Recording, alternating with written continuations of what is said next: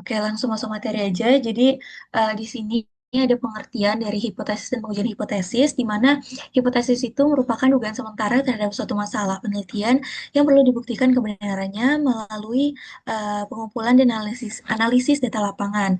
Nah, yang kedua itu pengujian hipotesis, di mana pengujian hipotesis adalah prosedur yang didasarkan pada bukti sampel yang dipakai untuk menentukan apakah hipotesis merupakan suatu pernyataan yang wajar dan oleh karena itu tidak ditolak atau diterima atau hipotesa tersebut itu tidak wajar atau tidak sesuai dengan data lapangan sehingga harus ditolak. Nah, dalam pengujian hipotesis itu memiliki 5 langkah utama.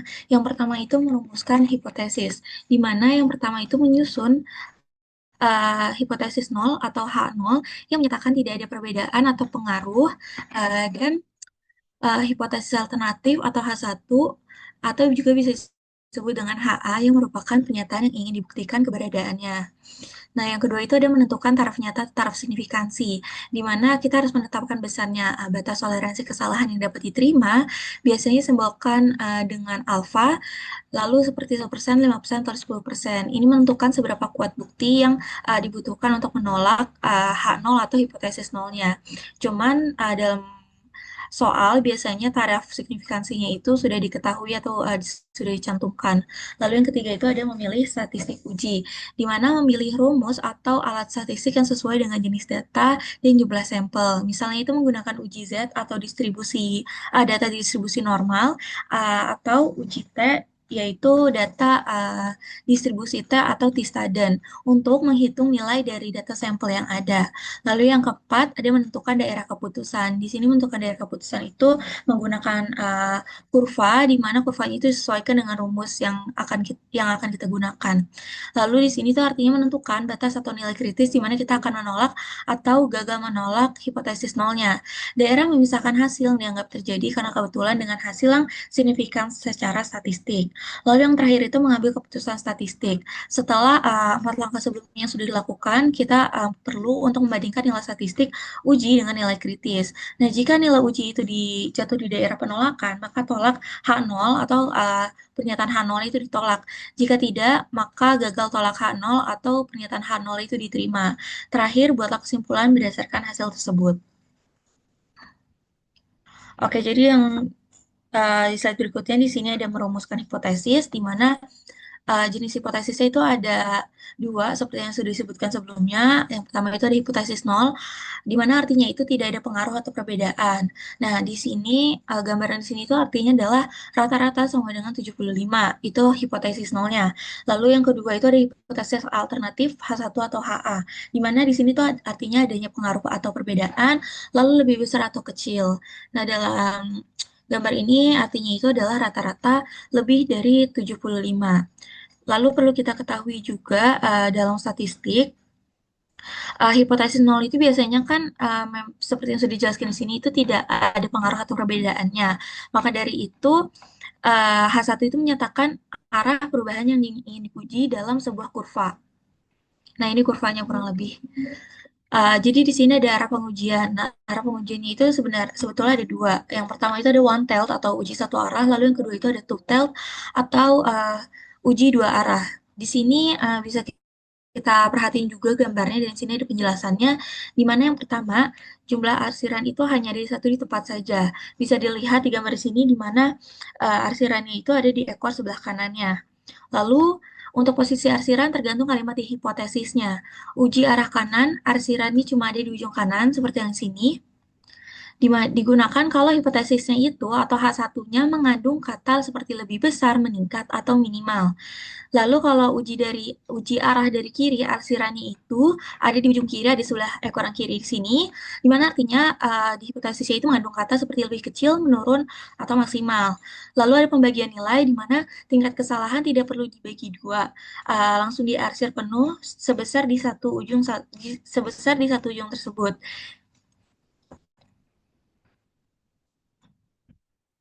Lalu di sini ada penjelasan dari slide sebelumnya di mana Kalau misalnya uji satu arah itu digunakan kata kunci seperti meningkat, lebih besar, atau lebih tinggi. Dan ini adalah gambar contohnya. Lalu berikutnya ada uji satu arah kiri, di mana kata kuncinya itu menurun, lebih kecil, atau lebih rendah. Seperti ini, seperti ini ya penulisan hipotesisnya. Ini H0 dan ini H1 atau H alternatifnya. Lalu yang kedua, mohon maaf di sini terdapat sedikit typo. Yang B itu ada two-tailed atau uji dua arah, di mana jumlah hasilannya itu ada di dua tempat, yaitu di ujung ekor paling kiri dan ujung paling kanan.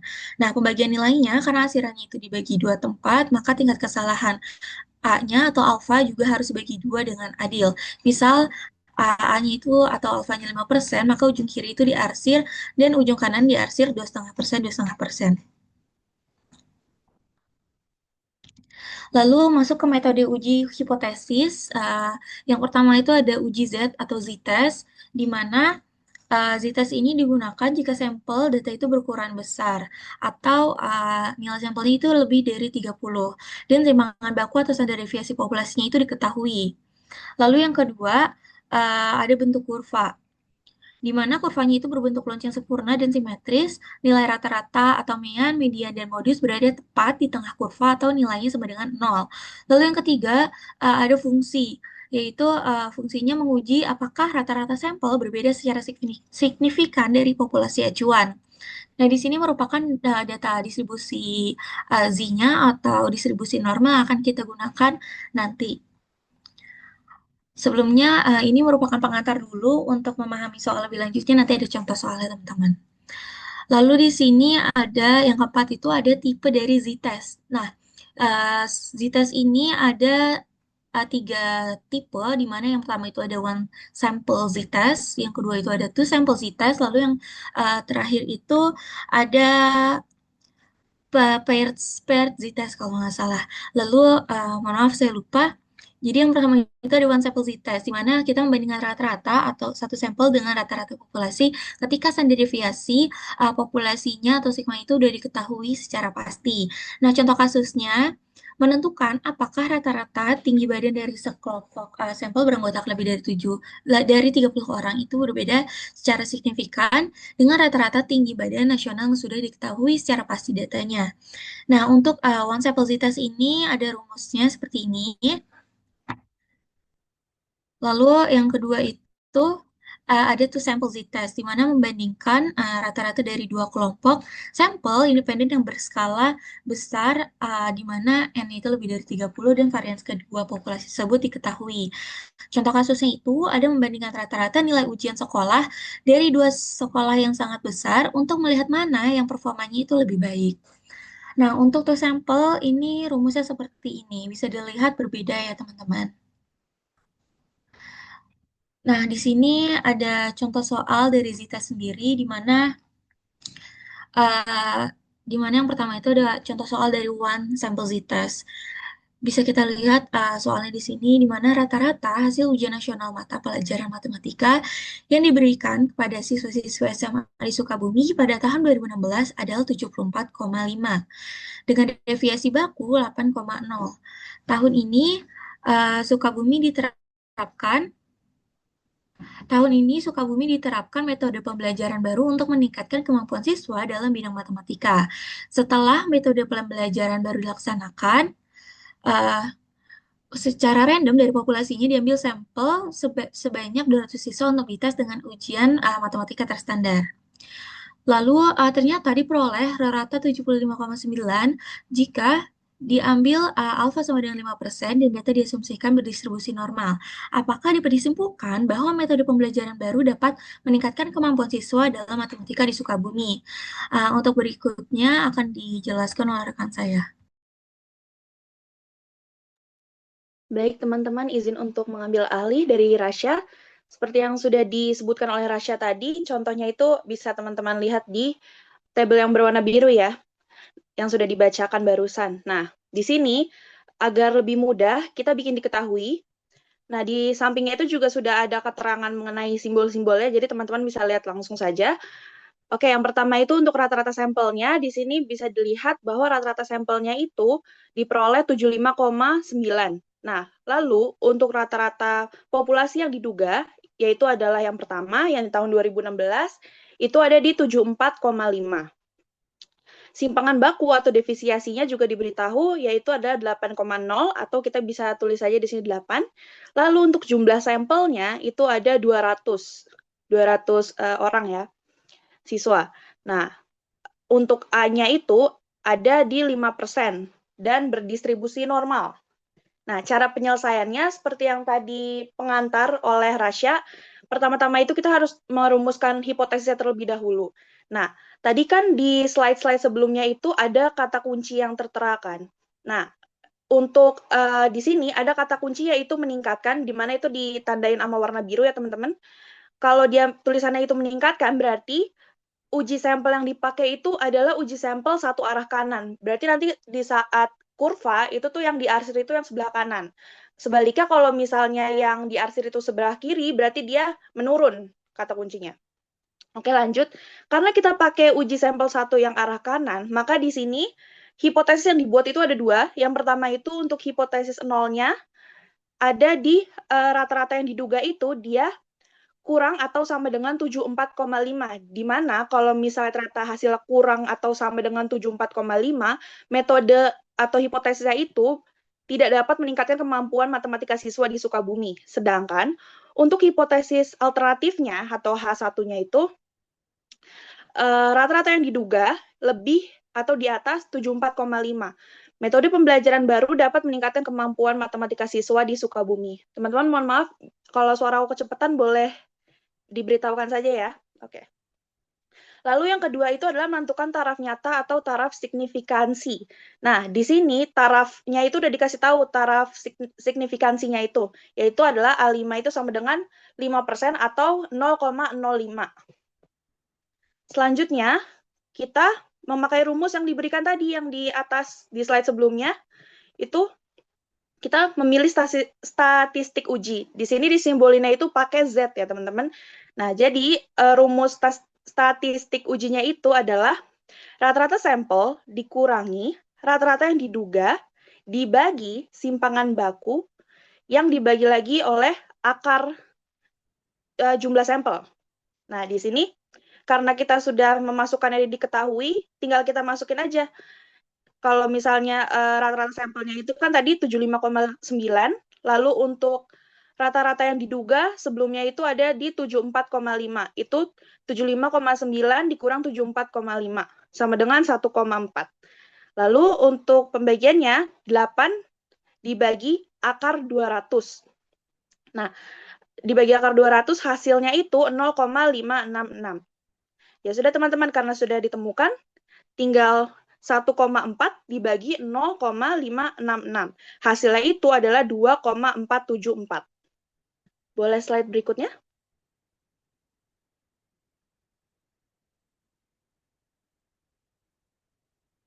Oke. Nah, langkah keempat adalah menentukan daerah keputusan atau batas nilai krisis. Nah, ini yang agak rumit teman-teman, karena pakai kurva kan. Nah, berdasarkan tabel distribusi normal, menentukan nilai krisis Z dapat dilakukan dengan cara menggambar kurva normal sebagai berikut. Nah, karena tadi kita pakai uji taraf kanan, jadi kita yang diarsir itu yang sebelah kanan. Nah, luas daerah dari 0 sampai titik krisis Z adalah, nah ini kalau teman-teman lihat, ini kan dia jadi satu ya kurvanya. Terus nolnya itu di tengah. Nah, karena kita ambil sebelah kanan, anggaplah itu kurvanya itu keseluruhannya itu satu. Karena kita cuma ngambil sebagian, jadi itu pakainya 0,5. Masukannya itu yang sebelah kanan itu semuanya 0,5. Nah, lalu di sini taraf signifikansi ujinya itu yang diarsir adalah sebesar 5% atau 0,05. Nah, berarti tinggal dikurang aja teman-teman. Sisanya itu yang belum diarsir. 0,5 dikurang 0,05. Hasilnya itu adalah 0,45. Nah, berdasarkan tabel tersebut, nilai Z yang luasnya mendekati 0,45. Nah, kita lihat ke tabel sebelah gambar ya, yang banyak banget itu. Kalau di layar mungkin nggak kelihatan teman-teman, tapi kalian bisa lihat di PPT yang udah kami share di grup kelas ya. Di situ udah saya tandain juga, ada tanda-tanda merahnya. Nah, karena kita dapatnya tadi itu adalah 0,45, Nah, kita lihat dari banyaknya angka ini, mana sih yang paling mendekati dengan 0,45. Nah, di sini itu ditemukan itu ada dua. Yang pertama itu 0,4495 dan 0,4505. Nah, dia ada di tengah-tengahnya kan. Dan itu letaknya itu ada di bagian uji Z yang 1,6. Nah, buat komanya, itu kita lihat dari yang di atas, dia ada di baris yang mana. Nah, untuk 0,4495 itu kan dia ada di baris 0,04 kan. Berarti dia ada di 1,64. Terus yang satunya lagi, yang 0,4505, itu dia ada di baris yang 0,05. Berarti dia 1,65. Oke. Udah ketemu teman-teman? Lanjut. Sehingga, maaf, adalah 1,64 dan 1,65 karena luasnya adalah 0,4495 dan 0,4505. Sehingga nilai krisis atau titik krisis ini diestimasi menggunakan rata-rata, yaitu karena dia tadi ada di tengah-tengah, jadi kita harus bagi dua lagi. 1,64 ditambah 1,65 dibagi 2. Hasilnya itu ditemukan 1,645. Nah, udah kan didapat, ternyata uji Z-nya itu atau nilai krisisnya itu ada di 1,645. Terakhir, kita tinggal mengambil keputusan statistik. Nah, kayak yang tadi, itu ada dua hipotesis. Di sini kita pakai hipotesis yang alternatif, di mana hipotesisnya itu dapat diterima. Karena rata-ratanya itu ternyata dia ada di atas 1,645 ini. Tadi hasil yang kita dapat itu kan adalah 2,474 kan. Maka dikarenakan statistik yang diuji Z yang dihitung sebesar 2,474 atau bisa dikatakan jauh lebih besar dibandingkan dengan titik krisis Z sebesar 1,645, maka dapat diambil keputusan hipotesis, yaitu hipotesis alternatif yang artinya rata-rata itu dia lebih besar dari 74,5, di mana metode pembelajaran baru dapat meningkatkan kemampuan matematika siswa di Sukabumi. Boleh dilanjut, next-nya. Baik, untuk selanjutnya, oh ya teman-teman, saya izin untuk memberitahu bahwa untuk metode uji hipotesis ini, yang Z ini, kami hanya memberikan contoh untuk uji tipe Z yang one sample Z doang, atau cuma satu contoh soal doang, dikarenakan di RPS itu lebih difokuskan untuk uji sampel tipe T. Itu lebih banyak contoh soalnya. Baik, ini akan saya serahkan kepada rekan saya, dipersilakan.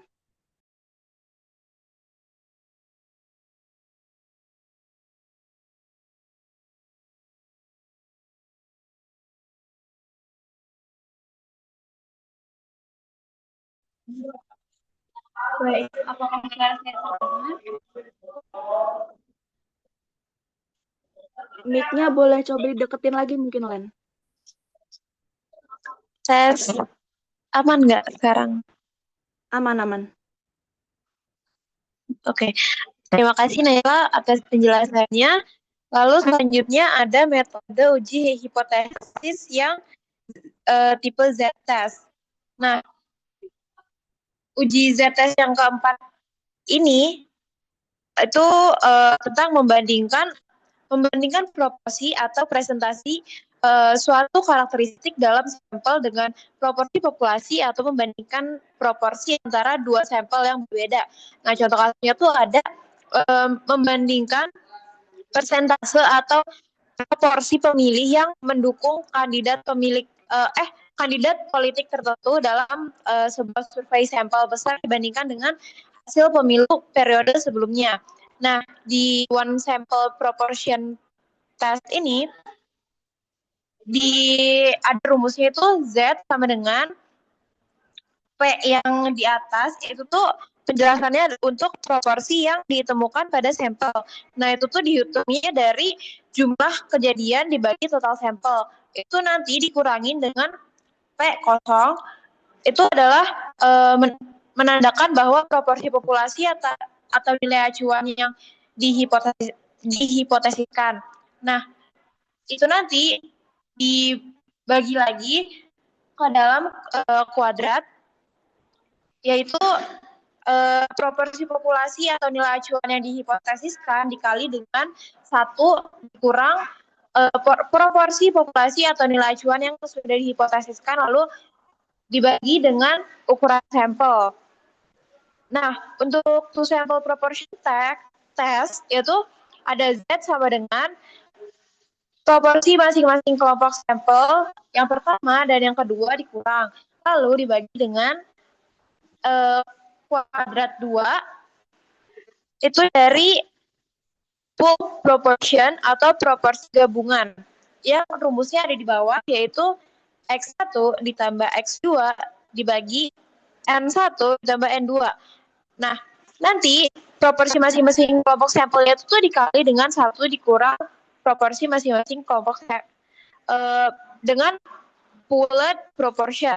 Lalu dikali lagi dengan 1 per N1 ditambah 1 per N2 dalam kurung. Boleh next slide.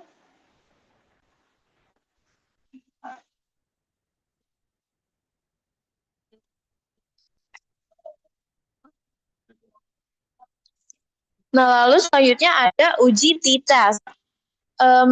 Jadi apa sih? Jadi kapan sih t-test itu digunakan? Nah, t-test itu digunakan sampai data berukuran kecil dari N yang lebih kecil dari 30 atau ketika timpangan baku populasi tidak diketahui. Nah, distribusinya itu menggunakan distribusi T Staden. Nah, kurvanya tuh lebih landai dibandingkan kurva yang normal. Jadi dia nggak terlalu meliuk-liuk gitu, menyesuaikan dengan ukuran sampel. Nah, fungsinya adalah supaya lebih fleksibel. Jadi bisa dipakai untuk menguji satu sampel atau 2 sampel independen atau 2 sampel yang berpasangan juga bisa. Boleh di next slide.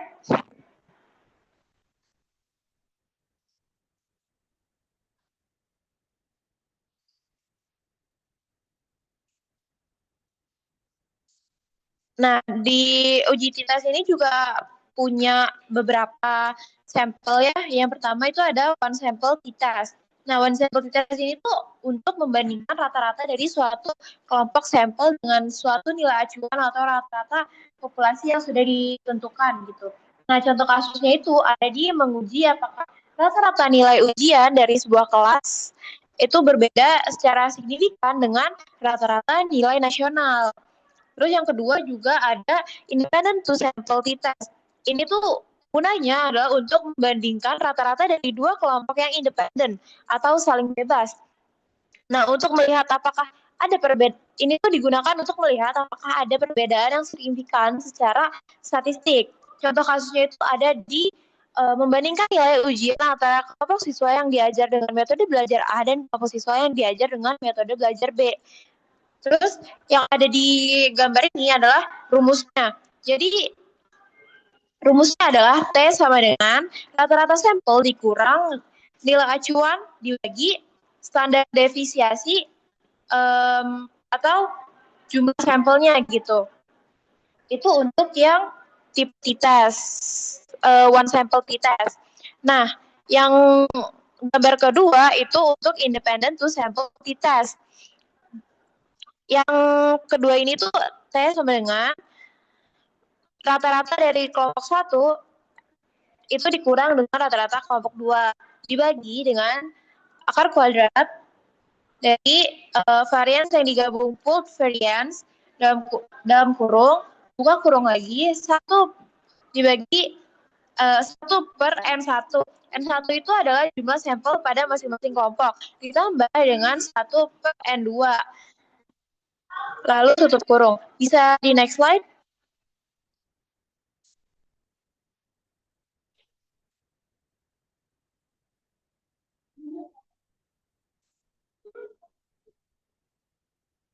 Nah, di sini juga ada contoh soal dari one sample t-test. Di contoh kasusnya ini, sebuah sekolah mengklaim bahwa rata-rata nilai ujian matematika nasional adalah 75. Seorang guru menguji kelas kecilnya yang berisi 25 siswa dan mendapatkan rata-rata nilai 78 dengan standar deviasi 6. Apakah nilai kelas tersebut berbeda signifikan dengan nilai nasional? Nah, di sini kita disuruh menghitung nilai T hitungnya. Kita harus mencari dulu nih rata-rata. Kita harus mencari dulu apa aja yang diketahui dari soal. Nah, yang diketahui dari soal adalah rata-rata populasi acuan itu ada 75, jumlah sampel ada 25, rata-rata sampel ada 78, dan standar defisiensi ada 6. Langkah-langkahnya itu, yang pertama, kita lihat dulu di rumus. Nah, di rumusnya itu kan udah ditunjukin ya. Itunya berarti kita harus menghitung bagian pembilangnya dulu. Nah, di bagian pembilang itu ada 78 dikurang 75 sama dengan 3. Nah, setelah mendapatkan 3, kita perlu menghitung penyebutnya. Penyebutnya itu seperti yang terlampir di gambar, ada 8 per N. Maaf, ada S per akar kuadrat N. Nah, S itu kan diketahui ada 6, lalu jumlah sampelnya itu ada 25, berarti sama dengan 6 per 5. Nah, 6 per 5 sama dengan 1,2. Lalu pembilang dengan penyebutnya itu tuh dibagi lagi. Nah, hasilnya adalah 3 per 1,2 dan menghasilkan 2,5. Bisa di next slide.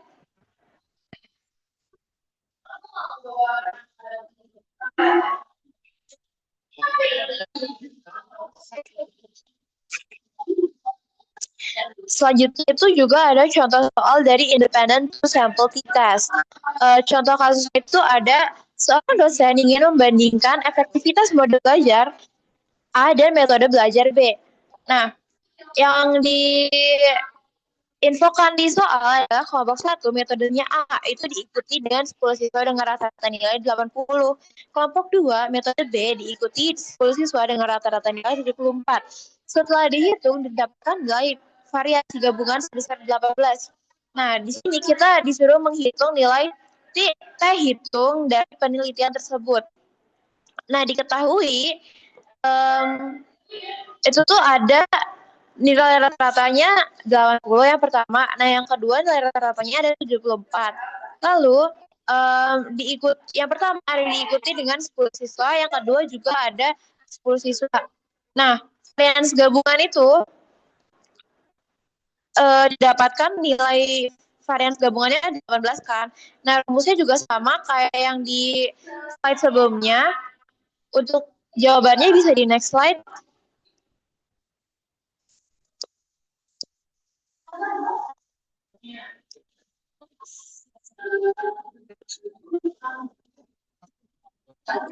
Nah, untuk pengerjaan contoh soal two sample kita sini tuh jujur agak panjang, lebih panjang dari yang tadi. Tapi ini juga gampang banget guys, karena polanya juga sama. Itu tuh kita perlu menghitung pembilangnya dulu. Nah, karena udah diketahui nilai rata-ratanya itu 80 dan 74, itu tinggal dikurangin aja sehingga menghasilkan nilai 6. Lalu kita juga perlu menghitung bagian yang ada di dalam kurung juga. Nah, bagian yang di dalam kurung itu, seperti yang bisa kita lihat, cara ngitungnya adalah 1/10 ditambah 1/10 sama dengan 2/10, itu menghasilkan nilai 0,2. Lalu yang selanjutnya itu ada, kita perlu mengkalikan dengan varians gabungannya. Jadi 0,2 itu dikali dengan varians gabungan. Varians gabungan didapatkan 18, berarti 18 dikali 0,2 menghasilkan 3,6. Nah, setelah didapatkan 3,6 itu perlu kita akarkan. Jadi, akarkan hasil tersebut tuh untuk mendapatkan nilai penyebut totalnya.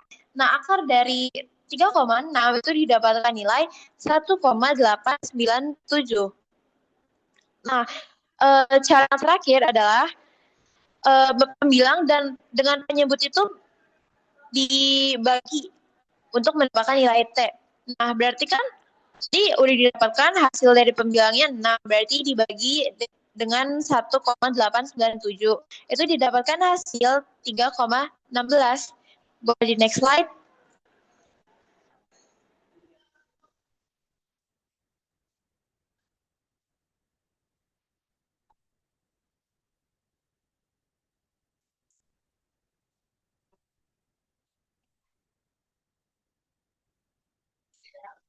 Untuk metode uji hipotesis Tipe tes yang ketiga ada paired sample t-test. Paired sample t-test. Nah, ini tuh untuk membandingkan rata-rata dari kelompok yang sama, tetapi diukur pada dua waktu yang berbeda atau dalam dua kondisi yang berbeda gitu. Jadi sebelum dan sesudah itu dibandingin. Contoh kasusnya adalah untuk mengukur performa siswa sebelum diterapkan strategi mengajar baru dan sesudah dan setelah strategi pembelajaran yang baru diterapkan untuk melihat efektivitasnya. Seperti yang bisa kita lihat di dalam gambar terlampir, itu rumusnya ada T sama dengan mean of difference. Itu rata-rata dari selisih antara nilai sebelumnya atau pretest dan sesudahnya. Itu berarti mean of difference per SD itu adalah standard deviation of difference. Itu tuh didapatkan dari selisih-selisih yang ada di soal ya. Atau juga bisa dihitung dari sering disebut itu standar error dari rata-rata selisih. Jadi rumusnya bisa dilihat aja dan keterangannya juga bisa dibaca. Boleh di next slide.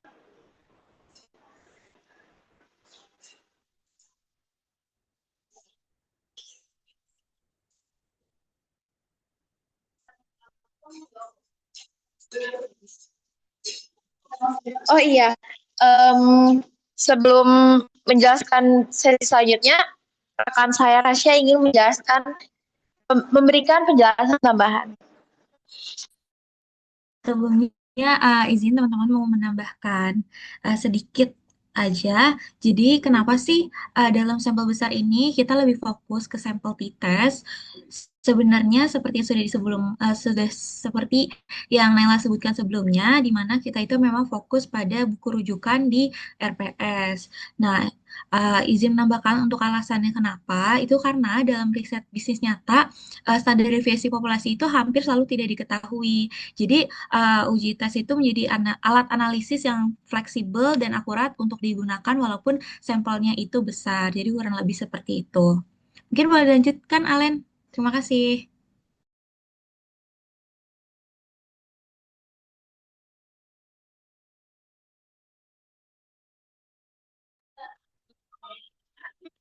Baik, terima kasih atas penambahan materinya tadi ya, Rasya. Lalu selanjutnya itu ada contoh soal dari pair sample t-test. Ini tuh soalnya ada seorang peneliti yang akan menguji efek durian terhadap tekanan darah. Oleh karena itu, ia mengambil sampel 12 orang laki-laki secara acak dari kelompok usia 30-40 tahun untuk mengkonsumsi durian dalam porsi yang sama. Nah, hasil pengukuran tekanan darah sebelum dan sesudah diberi durian itu tuh ada di tabel yang terlampir. Bisa dilihat dulu ya, teman-teman. Nah, kalau diambil alpha sama dengan 5%, apakah dapat diyakini bahwa durian mempertinggi tekanan darah? Nah, itu bisa kita lihat dulu di rumusan hipotesisnya. Di rumusan hipotesisnya itu, yang pertama, H0 itu durian tidak mempengaruhi tekanan darah. Yang kedua, H1, durian dapat mohon maaf, ternyata hasil ini dijelaskan oleh teman saya. Kepada Naila, mungkin bisa silakan. Tidak apa-apa, terima kasih Alen. Oke, jadi tadi soalnya udah disebutin nama Alen ya. Ini ada tabel sebelum sama sesudah, karena dia merupakan paired ya, jadi berpasangan. Nah, yang pertama sama aja, yaitu kita harus rumusin hipotesisnya dulu. Nah, di sini itu hipotesis yang diambil itu adalah uji hipotesis yang taraf kanan juga. Nah, di sini kesimpulannya itu ada dua, di mana durian tidak mempertinggi tekanan darah apabila rata-rata yang diperkirakan itu atau hipotesis nolnya itu kurang lebih atau sama dengan yang hipotesis keduanya. Hipotesis kedua, rata-rata keduanya. Nah, lalu ada durian dapat mempertinggi tekanan darah. Tetap mengambil yang uji yang kanan pokoknya, yang di arsis sebelah kanan juga. Nah, kemudian yang step kedua yaitu menentukan taraf nyata atau taraf signifikansi, di mana taraf signifikansinya itu juga udah dikasih tahu jika diambil A sama dengan 5%. Sama aja kayak tadi, berarti 5% sama aja kayak 0,05. Nah, sebenarnya teman-teman, ini bisa dari menentukan taraf nyata ini langsung ke menghitung standar deviasi atau selisih atau SD-nya, tapi aku ngejabarin aja biar lebih gampang dan lebih bisa dimengerti. Jadi di sini kita bisa menghitung rata-rata selisihnya dulu. Nah, di sini itu rumus rata-rata selisihnya itu adalah semua jumlah semua jumlah selisih dibagi sama jumlah sampelnya. Nah, di sini ada tabel, itu buat nunjukin selisihnya sama selisihnya kalau udah di akar pangkatin 2, udah dipangkatin 2 maksudnya. Nah, kayak yang pertama 120 sama 128 selisihnya itu 8 dan seterusnya. Nah, di sini pokoknya total jumlahnya itu ada 18 untuk jumlah selisihnya, selisih dari 12 data. Nah, kemudian untuk data pangkat 2-nya itu ada di 358. Jadi di sini karena semua jumlah selisihnya itu adalah 18 dan jumlah datanya itu ada 12, jadi tinggal dibagi aja, 18 dibagi 12 itu sama dengan 1,5. Nah, sudah ditemukan rata-rata selisihnya, kita lanjut ke menghitung standar deviasi selisih atau SD-nya. Nah, di sini agak lebih kompleks cara menghitungnya. Jadi, diakarin dulu jumlah selisih pangkat 2 dikurang selisih pangkat 2 dibagi 12. Ya, dibagi 12, dibagi jumlah datanya maksudnya, maaf teman-teman. Terus per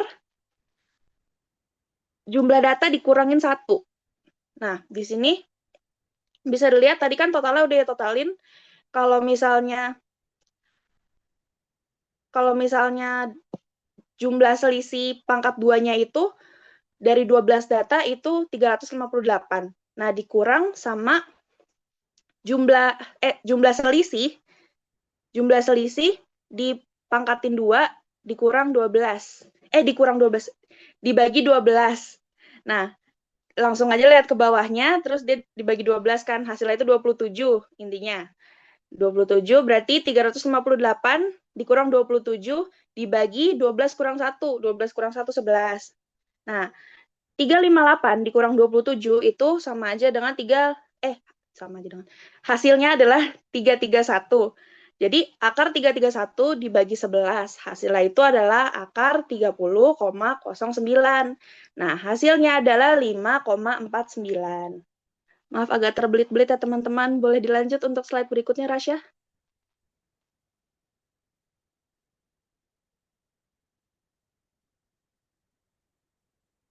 Oke. Lalu, yang step kelima adalah menghitung nilai T hitung. Nah, ini rumusnya itu kayak rumus yang dikasih di penjelasan tadi, yang dimana dia itu pakainya itu T sama dengan mean of difference-nya, rata-rata selisihnya, per standar deviasi selisih dibagi sama akar jumlah data. Nah, tadi kan udah ketemu tuh, kalau misalnya rata-rata selisihnya itu ada 1,5. Nah, dimasukin aja langsung 1,5 per standar deviasi selisihnya itu kan 5,49 kan. Nah, dibagi akar 12 karena jumlah datanya ada 12 data. Nah, jadinya adalah 1,5 dibagi 1,584. Nah, hasilnya adalah 0,9469. Lalu, lanjut ke menentukan daerah keputusan agar kita bisa tahu apakah keputusannya itu hipotesisnya itu diterima atau enggak. Nah, sama kayak tadi, karena T hitungnya itu adalah 0,9469, maka kita cari yang paling Sebentar, teman-teman. Oh iya, sedangkan untuk kelima tadi, A-nya itu ada 5%, terus ujinya itu menggunakan uji satu pihak, dan untuk di FE itu, yang tadi 12 kurang 1, 11, jadi kita ngambil di sini dari data yang ke-11. Nah, kita cari, kita ambil dari yang 5%, yaitu yang 0,05, bisa dilihat di tabelnya teman-teman. Nah, di baris yang 0,05 yang uji satu pihak, dan di tempat yang 11 itu dia ditemukan nilai 1,796. Ya, jadi batas nilai krisisnya itu ada di 1,796. Nah, udah deh, kita tinggal mengambil keputusan statistiknya. Nah, dari situ dapatlah kesimpulan karena statistik yang diuji Z yang dihitung itu cuma sebesar 0,9469 atau bisa dibilang jauh lebih kecil dan termasuk ke dalam daerah terima hipotesis 0, di mana dengan titik krisis Z yang lebih besar yaitu 1,796, maka dapat diambil keputusan atau kesimpulan hipotesis yaitu hipotesisnya tidak diterima, di mana durian tidak mempertinggi tekanan darah karena nilainya kurang dari titik krisis ya. Boleh di next slide untuk kesimpulan.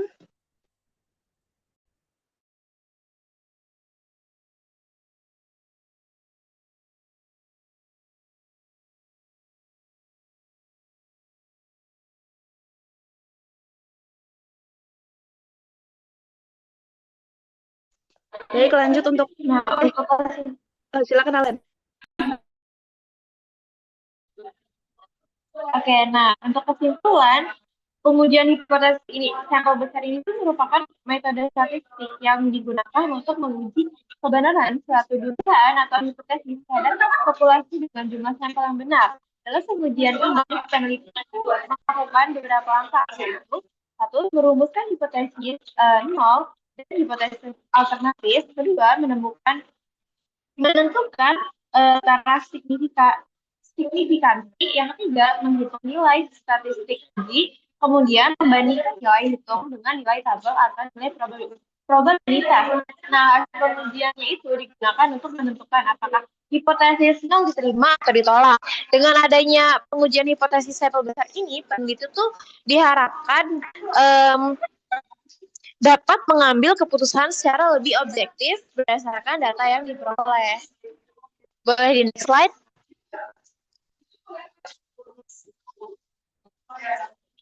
Nah, selanjutnya ada latihan soal nih teman-teman. Untuk yang ingin mengerjakan soal nomor 1, itu boleh di raise hand ya.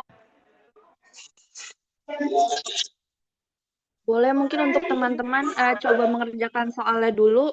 Kita beri waktu 5 menit mungkin.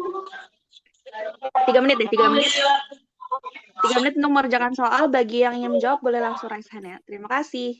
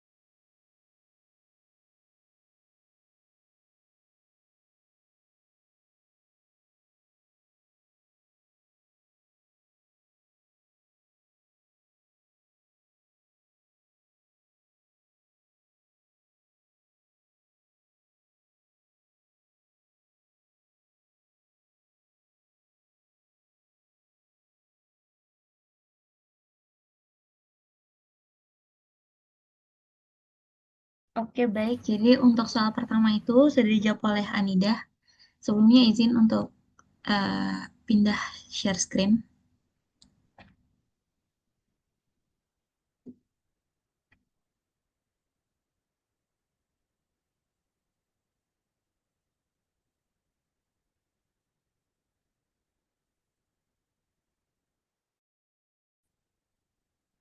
Oke, mungkin buat Anida dipersilahkan untuk menjelaskan jawabannya. Oke, sebelumnya terima kasih banyak kelompok 7 atas pemaparan materinya. Aku izin jawab soal nomor 1. Jadi kan yang kita ketahui bahwa klaim yang dikasih sama perusahaan itu 400 gram ya. Terus rata-rata dari hasil sampelnya itu 395 dan standar deviasinya itu 12 gram dan total ukuran sampelnya itu 36. Nah, di sini aku cari hipotesisnya dulu. Jadi H0 atau hipotesis awalnya itu kan 400 gram. Nah, di sini kita asumsi tambahannya atau hipotesis satunya itu kurang dari 400 gram. Oh ya, sorry BTW, A-nya itu atau persenannya itu 5%, terus kita kan diubah jadi desimal jadi 0,05, dan ini kan kita kaitin sama Z table. Nah, di Z table 0,05 itu hasilnya itu min 1645. Nah, oke, setelah kita cari hipotesisnya, habis itu kita hitung pakai rumus tadi yang disampaikan. Rumus Z itu rata-rata dikurang H0 dibagi S standar deviasi dibagi lagi sama akar jumlah sampelnya. Nah, ini bisa kita lihat perhitungannya 365 dikurang 400 per 12 dibagi akar 36. Akar 36 kan 6, jadi next perhitungannya 365 dikurang 400 min 5 dibagi 12 dibagi per 6 gitu. Nah, min 5 dibagi 12 per 6 itu hasilnya min 5 per berapa sih? Min 5, jadi hasilnya itu min 5 dibagi 2 dan hasil akhirnya itu min 2,5. Nah, tadi sempat di notice juga kalau semisal apa yang dihitungnya itu kurang dari H0 itu tuh otomatis bakal ditolak ya kan? Atau lebih kalau misalnya hasil dari hitungannya itu lebih kecil dari H0 itu otomatis perhitungannya akan ditolak atau H0-nya akan ditolak. Nah, karena di sini hasilnya itu min 2,5, hasil hitungnya min 2,5, meanwhile di Z table-nya itu yang kita udah cari itu min 1645, jadi H0-nya ditolak. Nah, di sini juga aku gambarin ininya, kurvanya di mana ide tuh negatif ya. Negatif berarti adanya di kiri di daerah penolakan gitu. Itu sih. Jadi hasilnya min 2,5. Ya, apakah jawabannya benar? Terima kasih banyak sebelumnya.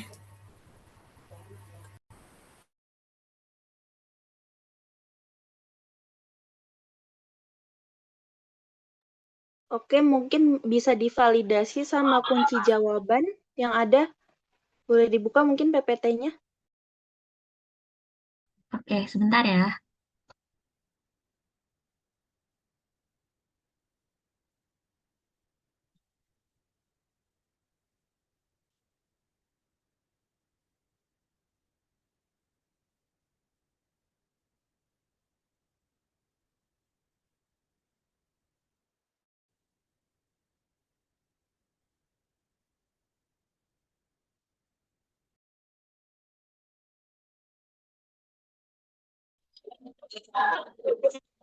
Terima kasih Anida karena sudah mengerjakan soal di nomor 1. Untuk jawaban Anida sudah benar ya. Itu hasil yang didapatkan ada min 2,5. Jadi sudah benar. Terima kasih Anida. Mungkin bisa dibuka soal selanjutnya Rasya.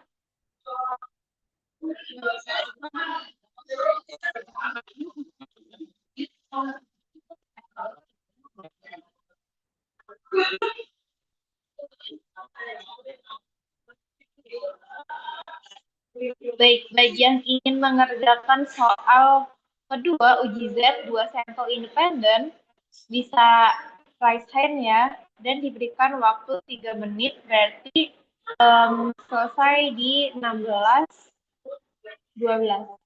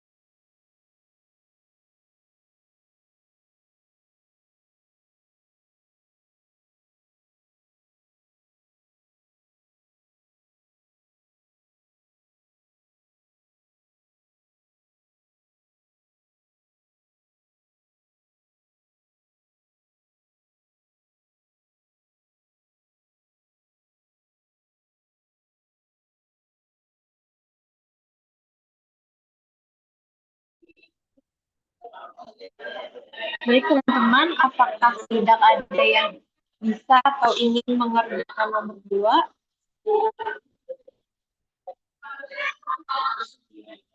Kalau gitu boleh dikasih unjuk aja Rasya kunci jawabannya.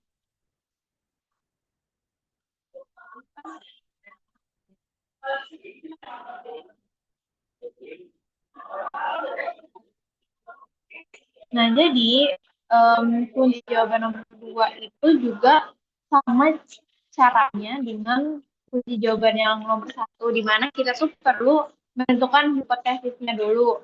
Jadi, hipotesis yang bisa kita dapatkan itu Hanolnya kan tidak ada perbedaan penjualan, dengan hal satunya itu ada perbedaan penjualannya. Nah, itu tuh perbedaan penjualan sama dengan uji dua arah kan. Nah, lalu selanjutnya ada identifikasi data dan nilai kritis. Untuk identifikasi datanya itu, karena sudah diketahui apa sama dengan 5%, itu dijadiin desimalnya dulu. Berarti sama dengan 0,05. Karena dia tuh uji dua arah. Terus alfa per 2-nya itu didapatkan 0,025. Nah, nilai Z tabel untuk 0,025 itu kurang lebih berarti 1,96. Nah, lalu kita juga perlu, selanjutnya kita perlu menghitung Z hitungnya itu. Z hitung sama dengan 85 dikurang 80 per akar 10 pangkat 2 per 40 ditambah 12 akar 2 per 50. Nah, hasilnya itu adalah 5 per akar 100 per 40 ditambah 1 per 4 per 50. Itu nanti kita perlu menghitung akarnya. Nah, setelah menghitung akarnya didapatkan nilai 5 per akar 2,5 ditambah 2,88. Nah, akarnya itu nanti dijumlahkan seperti biasa aja, didapatkan hasil 5 per akar 5,38. Nah, hasilnya itu adalah 5 per 2,32. 5 dibagi 2,32 menghasilkan 2,16. Kesimpulan yang bisa didapatkan untuk soal nomor 2, karena Z hitungnya itu 2,16 lebih besar dari Z tabel yang 1,96 itu, maka H0-nya ditolak. Nah, artinya terdapat perbedaan rata-rata penjualan yang signifikan antara wilayah A dengan wilayah B. Seperti itu. Baiklah, kalau begitu bisa dilanjut ke soal nomor 3 aja, Rasya.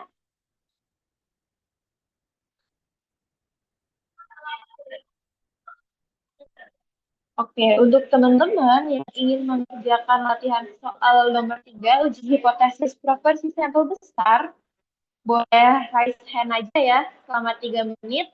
Berarti pengumpulan dilakukan di 16.20.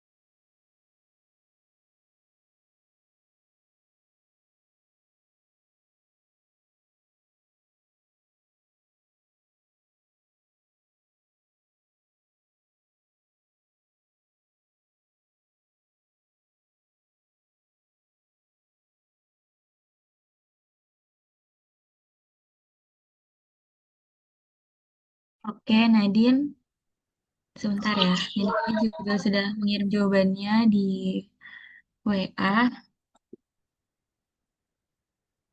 Oke, sebentar.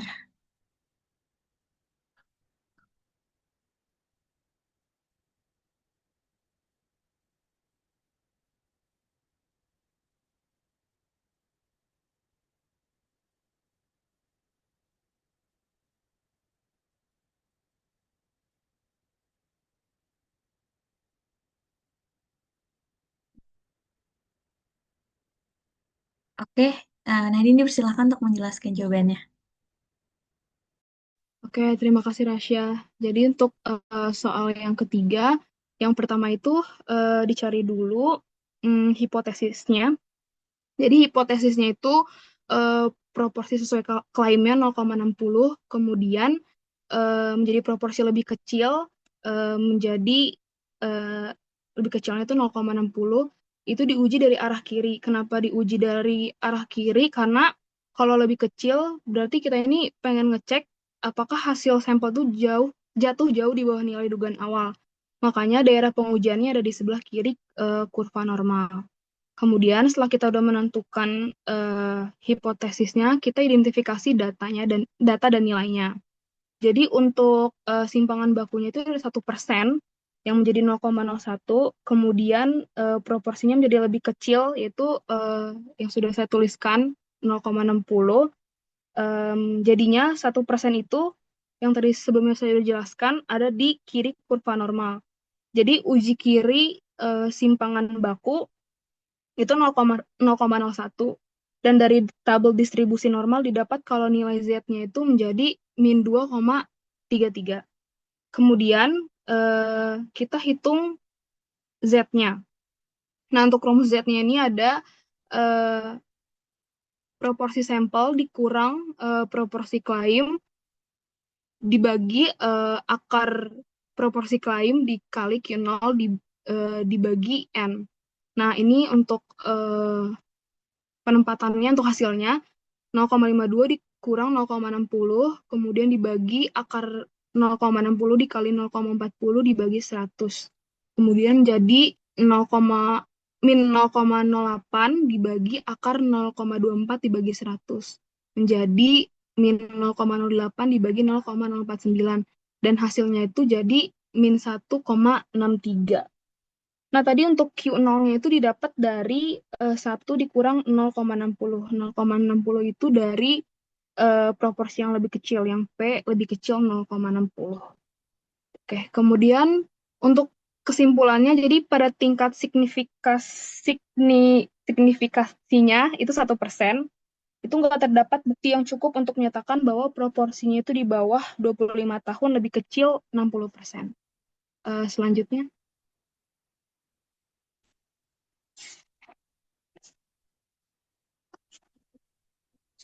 Nah, karena Z itu dihitungnya min 1,63, jadi itu nggak melewati batas. Jadi kritis Z tabel min 2,33, maka hipotesis nolnya itu gagal atau ditolak dan kurvanya itu kira-kira seperti yang sudah saya gambarkan. Maaf ya teman-teman agak-agak jelek ya, tapi kira-kira seperti itu. Kira-kira itu jawaban saya, apakah benar?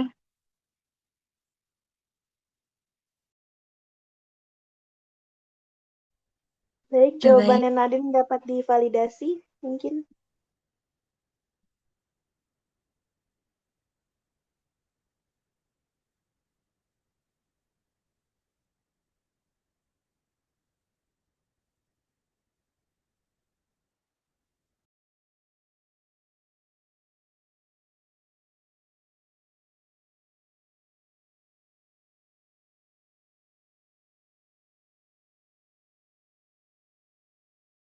Oke, jadi dari jawaban Nadine itu sudah sangat sesuai dengan jawaban kita di sini. Jadi jawabannya Nadine itu benar.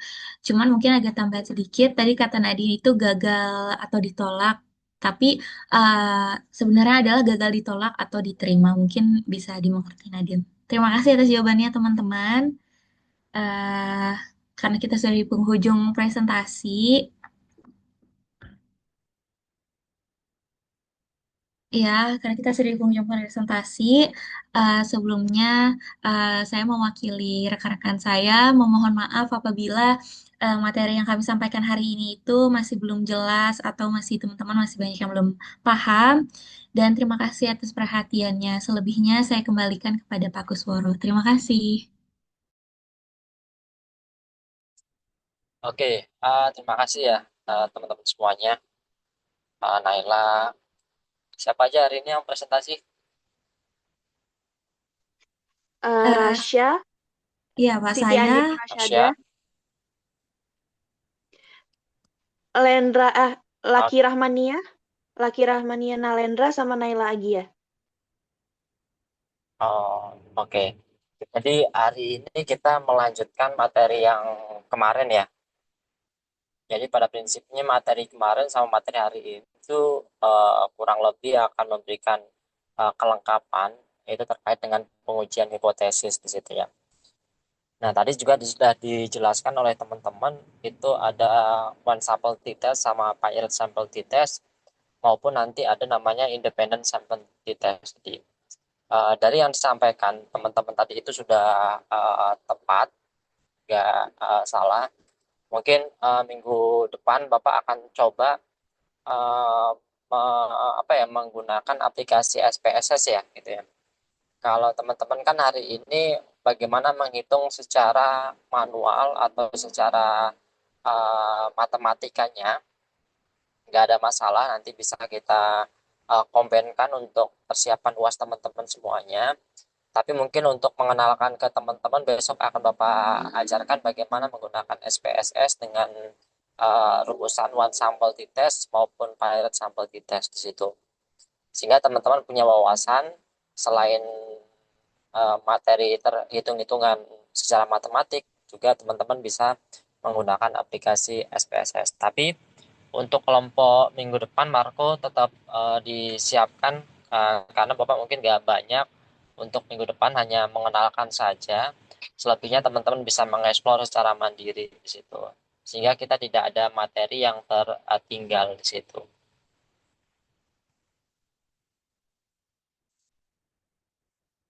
Oke, ada pertanyaan dari teman-teman yang lain? Dari Ipan? Ada? Sudah cukup jelas, Pak. Oke. Nanti kita ketemu lagi dan mohon maaf ini teman-teman semuanya kita laksanakan secara online karena kebetulan Bapak ada tugas juga keluar sehingga tidak bisa menemani teman-teman secara aktif ya.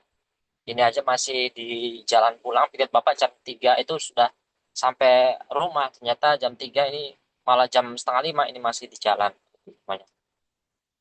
Oke, terima kasih Lydia, Naila, Nadine, Siti, dan siapa tadi? Kayla ya. Lendra, Untuk Pak. siapa? Siapa? Lendra. Olendra untuk materinya yang sangat baik dan ada contohnya dan inilah yang Bapak minta teman-teman selain kita belajar teorinya seperti apa, tapi ada latihannya gitu. Sehingga latihan dari teman-teman nanti akan Bapak gunakan rumusannya untuk nantinya sebagai latihan UAS teman-teman semuanya. Baik, terima kasih teman-teman semuanya. Mohon maaf tidak bisa lama-lama. Selamat belajar dan selamat mengeksplorasi lebih dalam lagi. Bapak akhiri, Assalamualaikum warahmatullahi wabarakatuh. Waalaikumsalam warahmatullahi Waalaikumsalam wabarakatuh. warahmatullahi Terima wabarakatuh. kasih Bapak.